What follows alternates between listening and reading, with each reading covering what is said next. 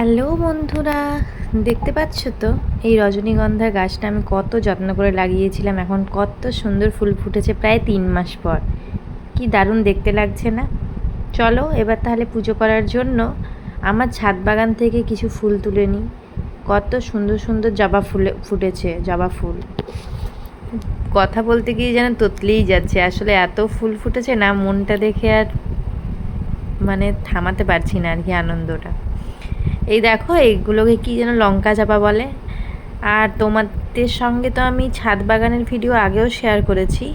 3 ধরনের জবা ফুল আছে, তারপরে কাঠগোলাপ আছে, ছোট ছোট নয়নতারা আছে, থোপা টগর আছে, ছোট ছোট থোপা টগরও আছে, হরগৌরী ফুল আছে, তারপরে তোমার এই সাদা রঙের যে ফুলগুলো, অনেক ধরনের ফুল ফোটে, সেই ফুলগুলো। এই যে এখন নয়নতারা ফুল তুলে নিচ্ছি।